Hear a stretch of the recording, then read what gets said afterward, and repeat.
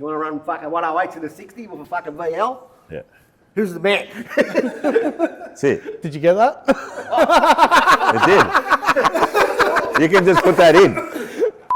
Hi guys, welcome to another Prostreet Talk Prostreet Media vlog.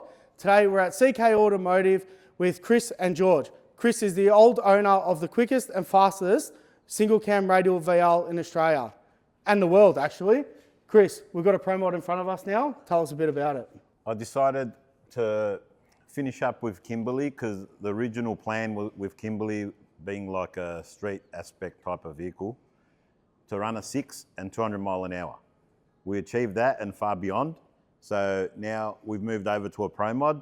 Yeah, the aim is to run a 5-second pass and run with all the other Pro Mods that are running in Factory Xtreme. On that, are you going to be the only Pro Mod running a single cam?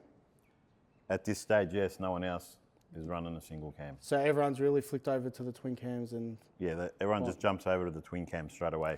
So let's take a deep dive into the Pro Mod. Is it the same running gear that was in Kimberly? What are we running? Yeah, it's exactly the same because as we want to see what it runs as it was in Kimberly exactly. So there'll be no changes other than this vehicle had a twin cam in it before because it was owned by Dom Regoli, which had gone by memory, I think it was 590, 238. So our goal is to run around the 590s. So wherever it takes us from there, who knows? And people may not know this. So you were the first person to put a billet head onto a RB. Is that correct? A billet single cam head? Yeah, this is the only cylinder head that's actually been running. And with our program, it's still got a lot more things to do. So we know we can go a lot faster than what we did in Kimberly. And for people that watch the podcast, I'm a big advocate of only single cams and VLs. And it seems like you agree with me there. Well, VL come out with a single cam and like I'm true to the VLs and I want to keep it the same. Even though we've moved to the Pro Mod, I want to stay with the single cam. So in your opinion, is it even a VL if it has got a twin cam in it? In my eyes, no. It's really a GDR. Georgie, what's your role play in all of this? For me, it's putting the car together, maintenance on the car. And for people who don't actually know, you're CK's head mechanic. I am. Yep. And how long have you been here for? 4 years now. Nice. What's been your favourite bit about this car? Or actually, do you like working on this car or do you prefer to work on the VL? It's a lot easier to work on this. You know, the VL was still factory body. Yeah. You know, so nothing was changing the engine bay. It's still a factory VL bay. Whereas this, you can get into places you couldn't in the VL. You know. Can we take a deep dive into specs now, Chris? Are you happy to talk about pistons, rods, turbo? It's running all the BME hardware, so BME pistons, BME rods. It's got a Callie's Ultra billet crankshaft in it, the Bullet engineering block and cylinder head. It's got our custom camshaft in it, so it's all our specs. Turbo is a 98 Precision XPR. We chose to start off with the smaller turbo. We do have a 110, but we haven't used it as yet. So we'll start off with the 98 and see where it gets us. Generally, most blokes running the 110s on the Pro Mods? Yeah, most of them are running a 110 or a 111. Going back to what got you here, so what was the goal with Kimberly? And obviously you achieved your goal, as people may know, but hearing it from yourself, did you expect to go that far? And yeah, well, the original goal was, I was talking with Sticks, as you know, from Quickbitz that does the tuning on Kimberly, and he'll be doing all the tuning on this car. And I said to him, I want to run 6s with 200 mile an hour, and he goes, no chance. And you know, we got to that goal. We didn't just go 690, we went 660, 209. So we exceeded our expectations, yeah. And a lot of people may have heard me say this previous. I'm actually a customer of yours, and I was actually lucky enough to stand under Kimberly while I was up on a hoist, and it was pretty much a VL. Yeah. Chassis was all there, factory suspension points, like we mentioned off camera. You could get a Borg Warner diff and put it straight back in there.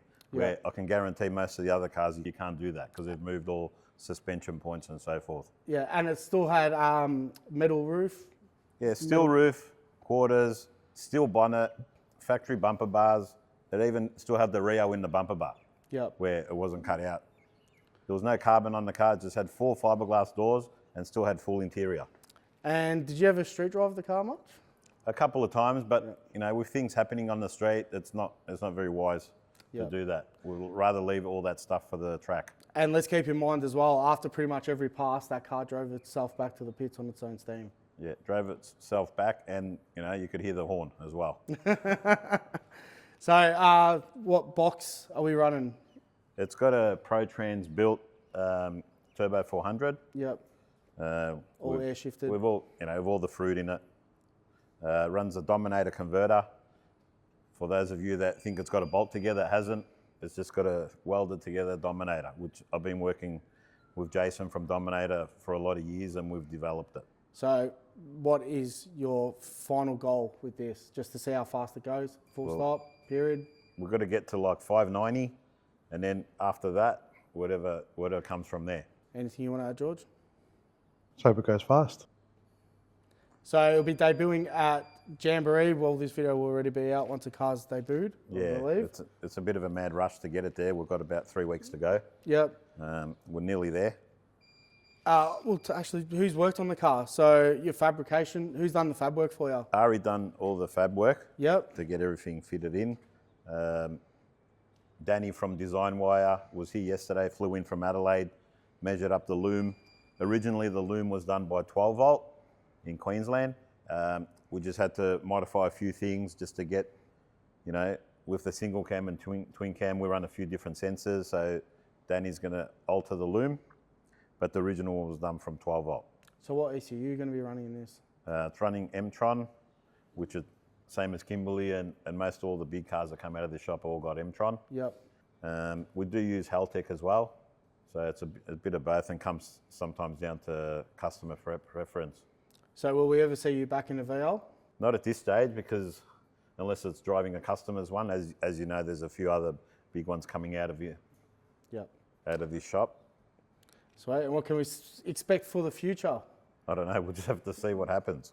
Is there going to be another billet Savlaki spit happening? Yeah, if we run that 5, there will. There'll be another single cam Savlaki. We'll talk a bit more about Kimberly. We'll take a deep dive into that. As we were saying before, it was pretty much a VL underneath. Yeah. Can we talk about suspension and stuff like that? Did you set it up yourself or do you outsource Originally, when I built the car, Daniel Deering from Next Gen Race Cars, done the roll cage, done the diff, brakes, and then from there, we took it to the track. Sharif done all the adjustments to the diff preload and got it to where it was. We ended up going like 108 in the 60 in that car. Like, and it's consistent. We'll probably go 108, 109, 110s. You know, with a standard sort of suspension car, it was pretty good. Yep. We did go to, Pazzo helped us a lot too from PSI Fabrications. Remounted our parachutes because we did have an incident where one of the chutes didn't come out. So then he redid the angle and got the correct information from Stroud because the chutes needed to be deployed at a different angle. We actually spoke about that with NEMS that will come out on the podcast as well. We could go a bit more into depth into that. But sorry to interrupt you. Yeah. So PSI Fabrications helped a little bit with the car as well. Yep.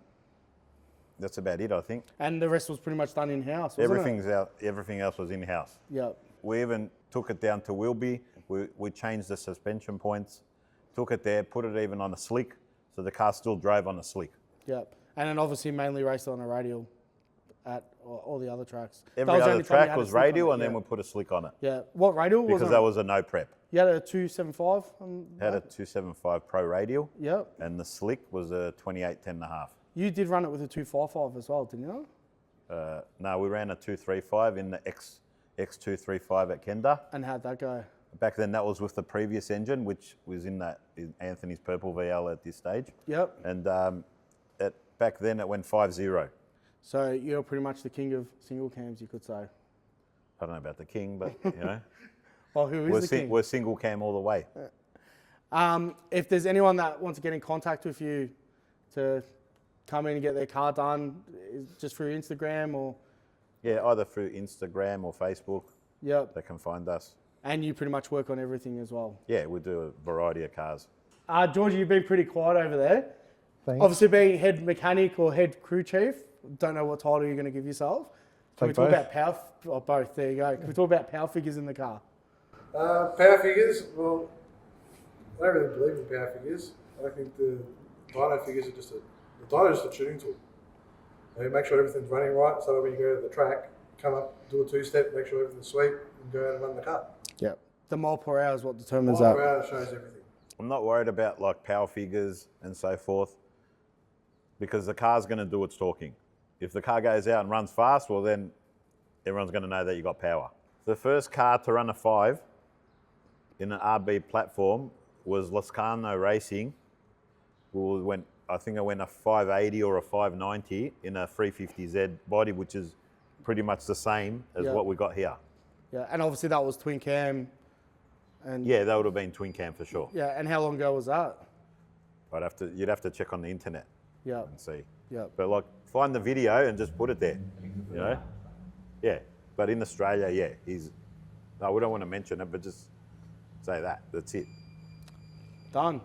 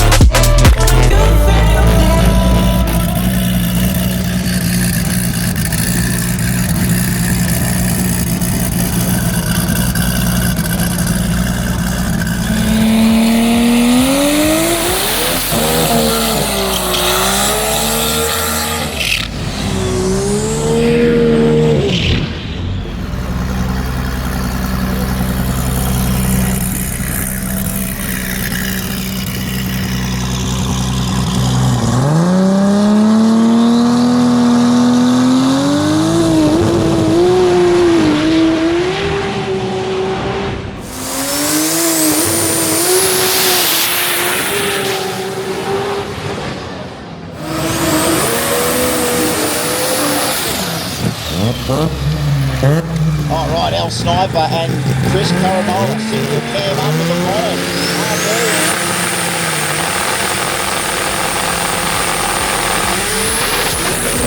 One about, you know what, you turn up at a Jamboree, there's a very good chance you can make your own.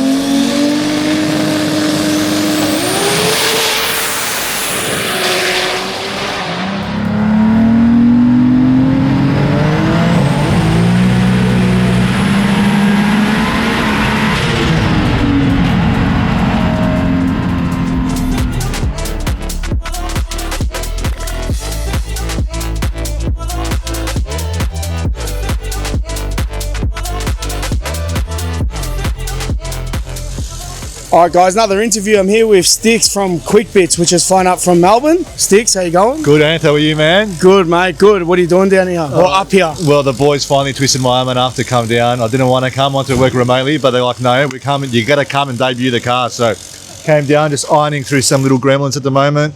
Obviously, Chris has to get used to the car, so he's only doing some half track and 330 runs.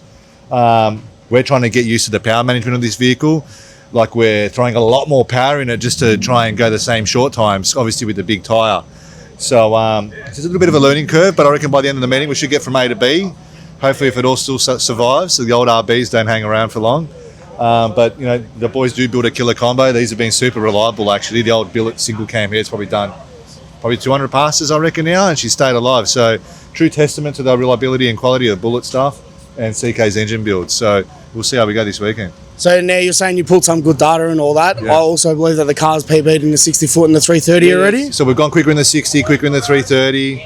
I won't reveal those numbers yet, but it is quicker. And again, we're just at the same boost as we were with the VL, because we're just sort of trying to do a back-to-back and not try and send it too much, because we just want to see what it does, dropping 500 or 600 pounds and having some more aero. So we'll give that a go. And then if we can get to A to B sooner, we will put more boost into it. But let's just baby steps. Let's walk before we can crawl. We'll crawl before we can walk, I should say. We're walking before we can crawl here. So honestly, with your experience, what are we looking? What time do you reckon we could possibly get with this? I never rip out times, but if you pull up to Moroso and put 660 in and take 500 or 600 pounds, it's going to be a low 6, guys. So we're just going to make sure we can go from A to B. Done. Thanks for your time. No worries, my man. We're going to have to catch you on a podcast soon, and Thank you. thank you. We will. Thank Take you. care. See you, man.